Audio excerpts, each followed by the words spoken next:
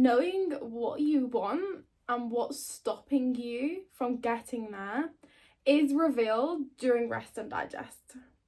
But the truth is that most people will never allow themselves to get into rest and digest. And it's why we are all so dysregulated. And then therefore we're manifesting from a dysregulated, unaligned place. And then we're wavering often, self-sabotaging, and don't believe we're worthy or capable or deserving enough of getting there. So welcome to day 3 of manifestation inner work. Well, 30 days of manifestation inner work.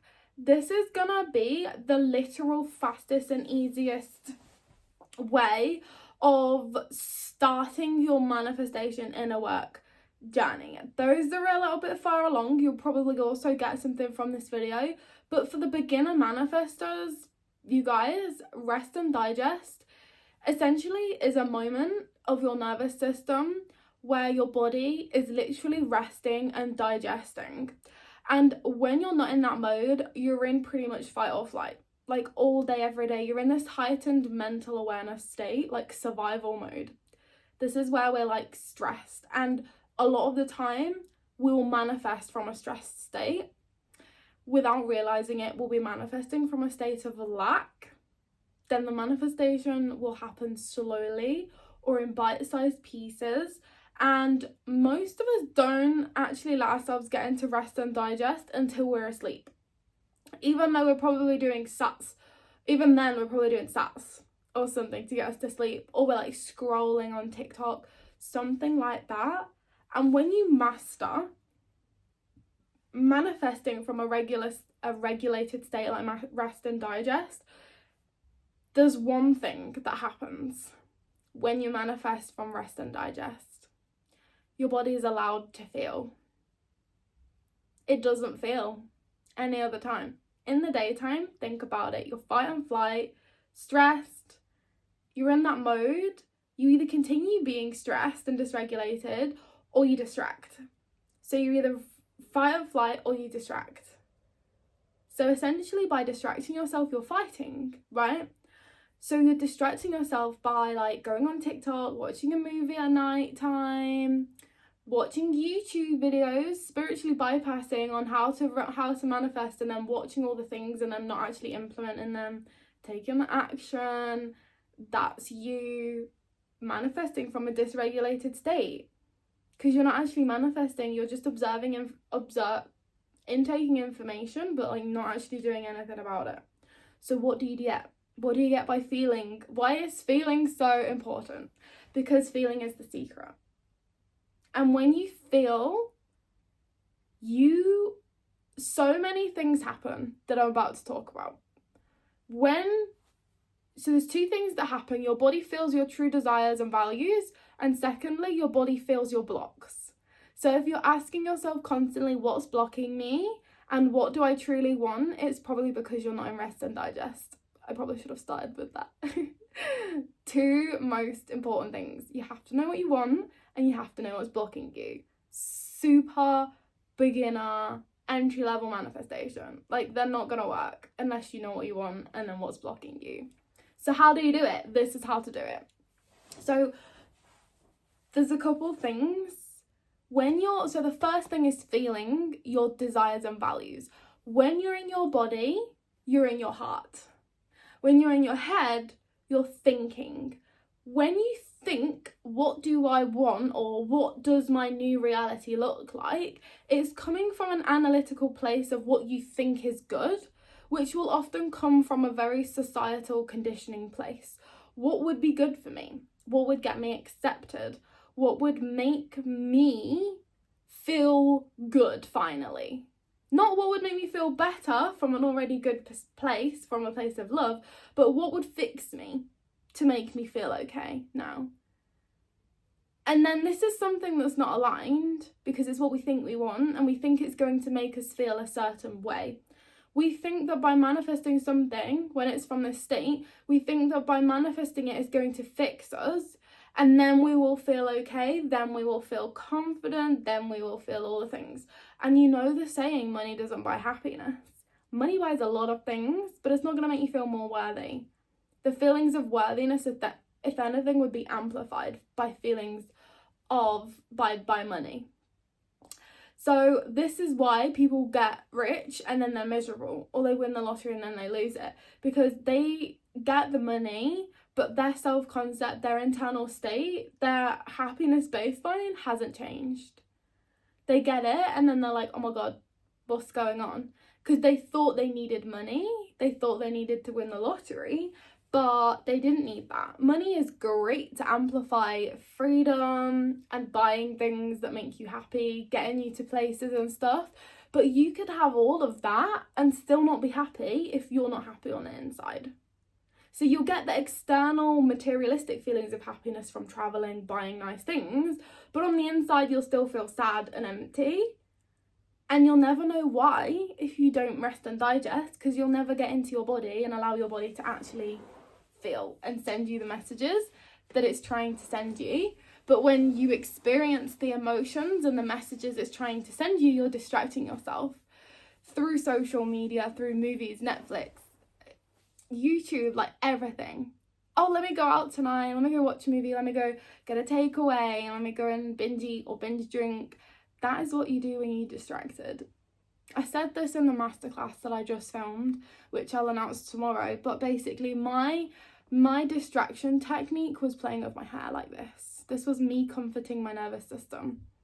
Don't feel, don't come up, shadows disappear, don't feel dysregulated, you're okay. Like literally this was me regulating myself because I was dysregulated and I didn't allow myself to feel. So instead I was just constantly allowing my vibration of lack and low to run in the background, and then I was constantly sat there just doing this to regulate and feel good and feel okay, to distract by distracting myself.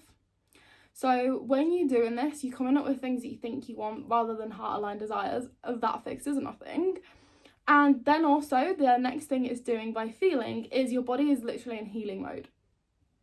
Your body is usually in a meditative state when it's in rest and digest.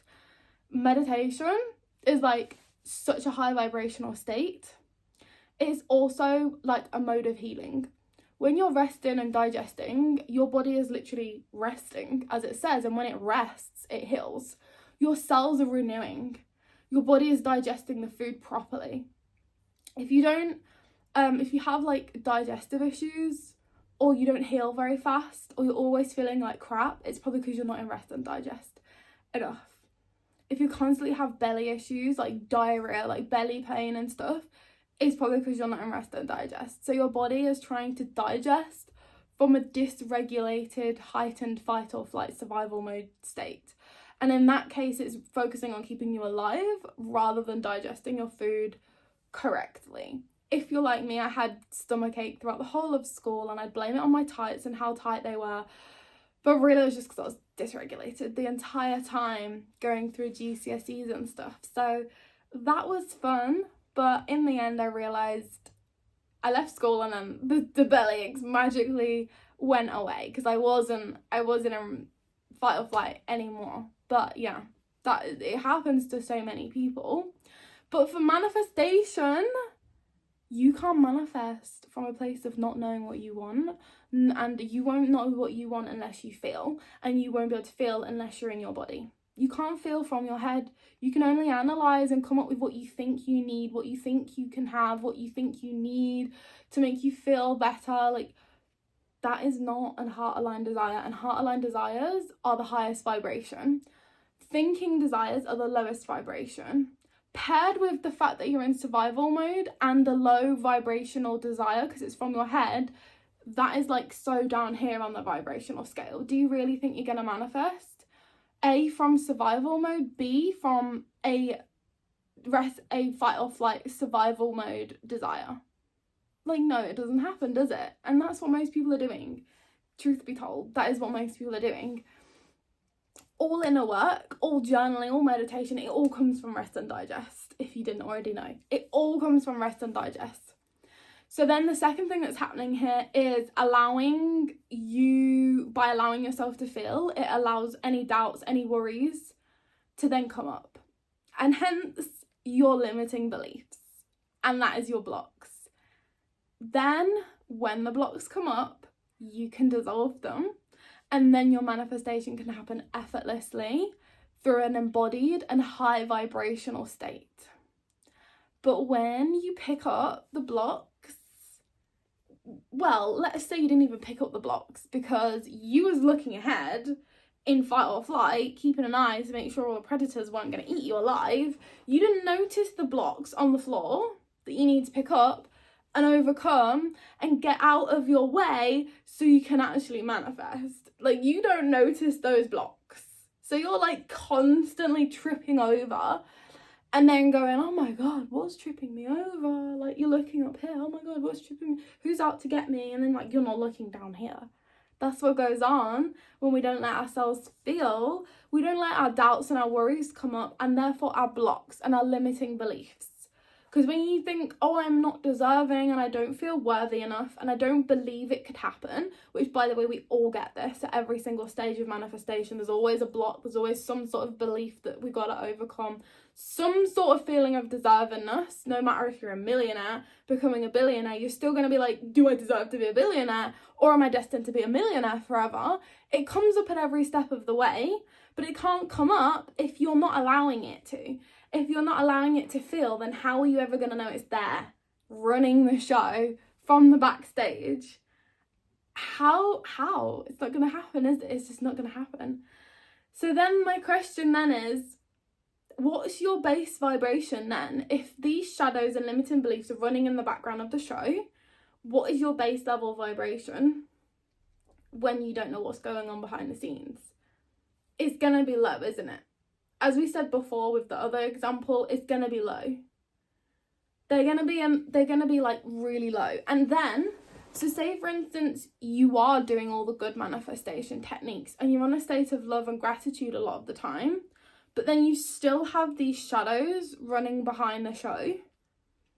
Where is your vibration going to be at then? If you're constantly doing the love and the gratitude work, but then you're not allowing yourself to truly feel stillness, meditation, rest and digest, where is your vibration going to be?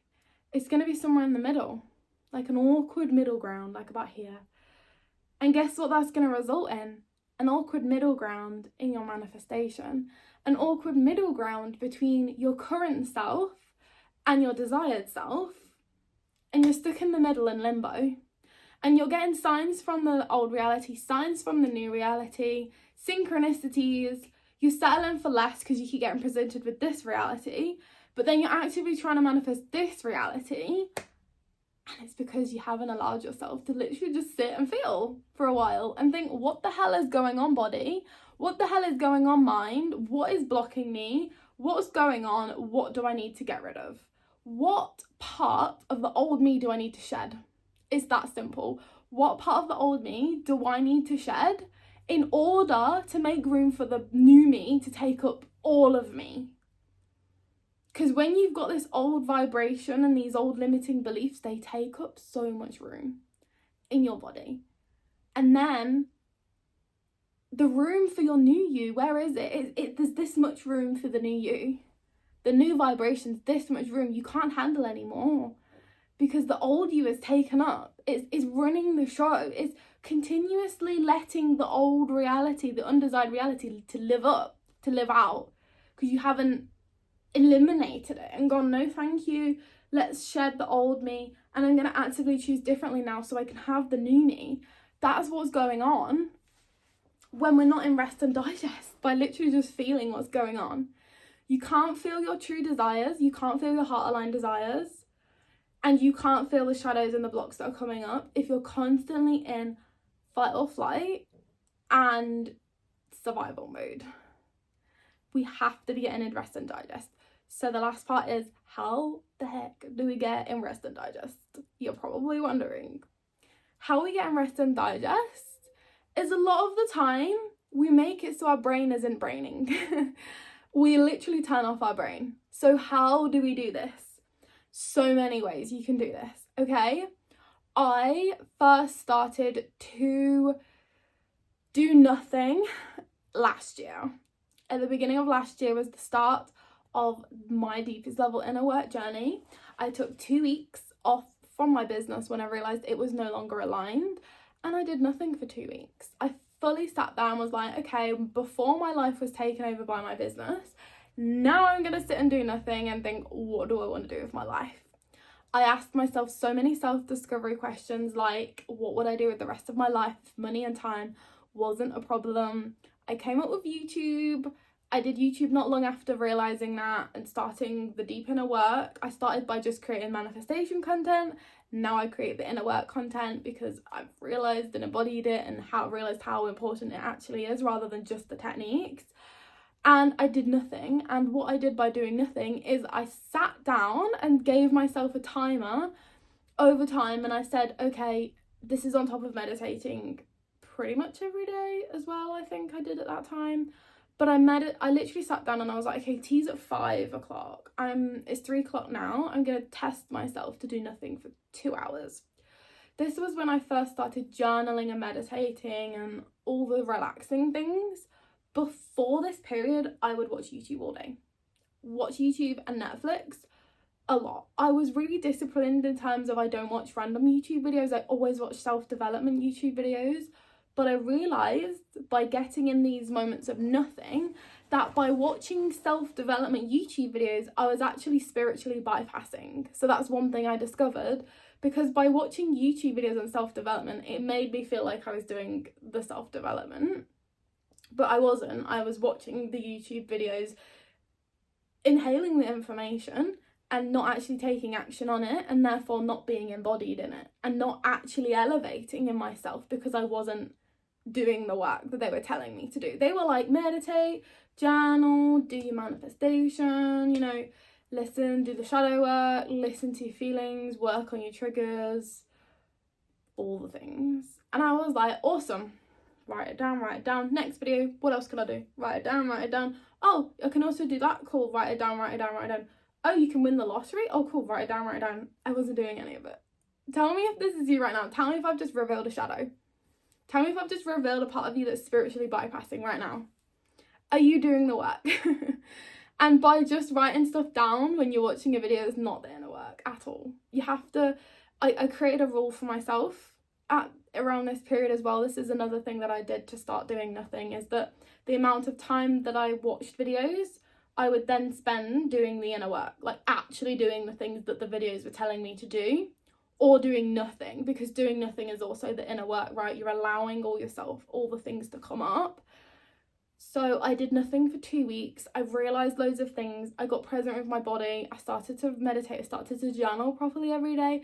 I also started to practice gratitude every single day. So doing nothing where your brain isn't braining could be meditation. It could be like journaling. It could be gratitude journaling, or like scripting. And I know that might think that it's brain's braining there, but only if you're thinking. Really, manifestation and embodiment should be feeling.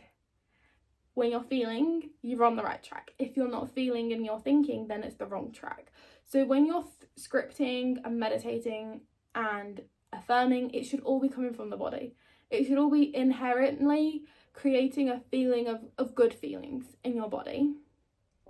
Also, if you're wondering, I did also just sit staring at a wall, because there's so many things that I bundled down that came up in this period. Like, not even just bad things, just random things, just random thoughts. I was always that kid in school where I would stare at the wall and the teacher would say to me, Charlotte, are you listening? What did I just say? And I would be like, I have no freaking clue. I wasn't thinking. I wasn't listening. I was just thinking. I think about literally everything. My dream life, what I'm doing tonight, who I'm going to play out with later on. That was me as a kid, and I stopped doing that because I gave myself less time, and I constantly filled my schedule with like business, work, hustle, hard, and then wondered why my dream life wasn't here, but I had the money. So that wasn't my dream life. That was one of my values. Was freedom was a top value for me. So it led me in the wrong direction because I was thinking and not feeling. And then feeling, there's no room for happiness and love and stuff if you're not feeling, because you're going in the wrong direction. So literally I sat and stared at a wall for ages, sometimes like an hour, and just thought. I didn't force myself to do it, it's just something that I really liked doing because it allowed myself to think. Like, you know, when I used to be shopping with my mum and she'd be like, can you just allow me to think straight for a second? Because I'd be like, meow, meow, meow. I was that annoying talking kid. Like, I was just always talking, always hyperactive. I was a happy kid, but I was hyperactive. And she would be like, can you let me think straight? And I'm like, well, why am I stopping you from thinking? Like, can you not think at the same time? Like, and now I know. Now I'm older, I know what she means. You can't think straight when you're constantly thinking about things and what I'm going to do and watching a YouTube video. Multitasking, I'm here to tell you, doesn't work. If you multitask, you're not doing 3 things at once. You're doing 3 things at 10% power. That's what you're doing. You're doing it slower. There's actually research that comes out that shows if you're multitasking, you do those things slower than if you was to just do one thing at a time and give it your all. That was a big thing for me. I was like, oh my God. At least something came out of the podcast and everything that I did watch.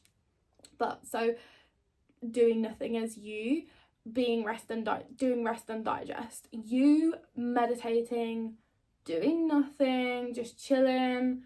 Maybe it's reading a book, only if it's like fantasy, what's it called? Non-fiction, I think it is. But if you're reading a self-development book, you're thinking. I cannot sit still and think when I'm reading a self-development book because they're just so thought-provoking. I want to make notes. I want to really sit there and think. It makes me want to journal. You can't do it for self-development books. But if it's like literally like a Harry Potter book or something, or I'm currently reading just here A Court of Thorns and Roses. This is my first ever fantasy book. I've never ever read a book that's not self-development. Another thing I started doing last year is reading. I was so in survival mode, I couldn't read. I remember being in year 10, doing my GCSEs, trying to read Of Mice and Men. And I literally was sat in my childhood bedroom reading the book because we got told we had to read it and make notes for English, GCSE English. And I chucked the book across the room. And that was the last time I read. Before last year, I couldn't read. I didn't have the concentration for it. My attention span was fried. And this was before TikTok. Like, this was me in year 11, like, over 10 years ago now. Over 10 years ago, before all the internet and stuff. I didn't really watch YouTube, but I was fried because I was so in fight or flight mode at school and just like all these things. And I was just so unhealed. I wasn't ever processing anything. I would just brush it off.